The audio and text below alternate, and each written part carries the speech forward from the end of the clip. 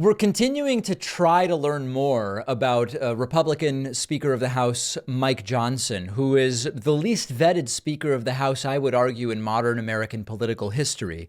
One of the questions we continue to try to answer is, why does this guy not disclose any bank accounts?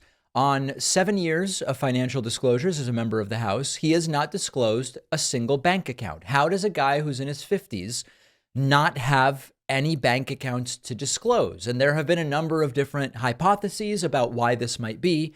He was asked about this on Fox News yesterday morning, on Fox News Sunday.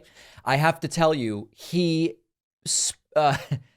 said words when he was asked about it, but they don't really clarify anything. Let's take a listen to this. No, but I have to ask you this because there's been so much made about it. Vanity Fair says this: what's up with Mike Johnson's very shady seeming financial disclosures? They say you've never reported a bank account or an asset on a financial disclosure form going back to 2016. Can you clear that up for us?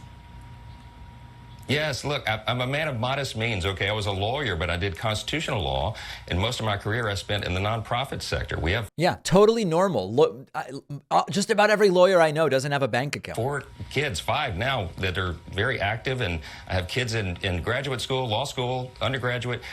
We have and if you're helping them pay for that stuff, it needs to come out of a bank account. It's very weird. a lot of expenses, but I can relate to everybody else. My father was a firefighter, right?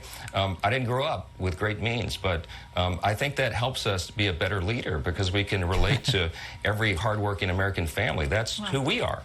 And I think it governs and helps govern my decisions and how I lead. Well, a majority of Americans now say they're living paycheck to paycheck.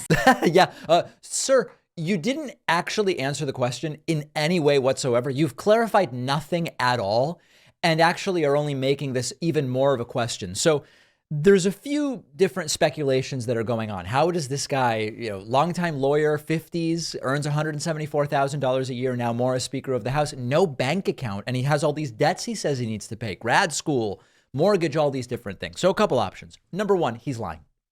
That's it. He's lying.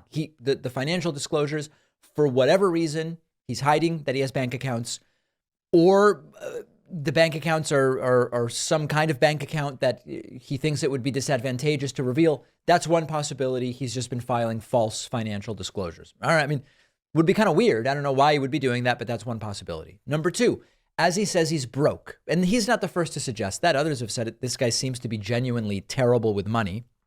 Maybe he's just broke.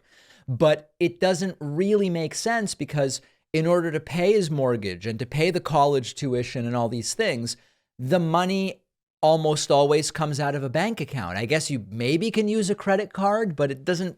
Where's the money? Where's the money coming from? It usually would come from a bank account unless you're paying cash. And usually people don't pay cash for mortgages and college tuition. Now, here's option number 3.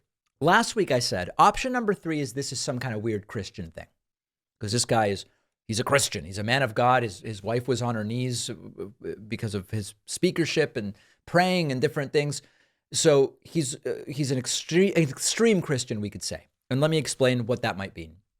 There is a provision in the financial disclosure rules that say if they are non-interest bearing checking or savings accounts, they don't have to be disclosed. If they earn 0 interest. Now you might say, every account, I even get a few pennies in my checking account. Like, what accounts have no interest? Well, here's the interesting thing.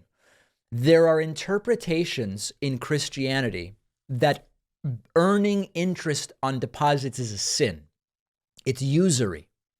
So if his Christian beliefs are such that he believes interest is a sin, he might have his money in some kind of special non-interest bearing Christian bank account, which, if I'm reading the rules correctly, would not require disclosure if it doesn't earn any interest. That's the best guess I have right now. It's still extraordinarily strange, but this is a strange guy. And if you don't believe that this is strange, just wait until I tell you what else Mike Johnson's been up to.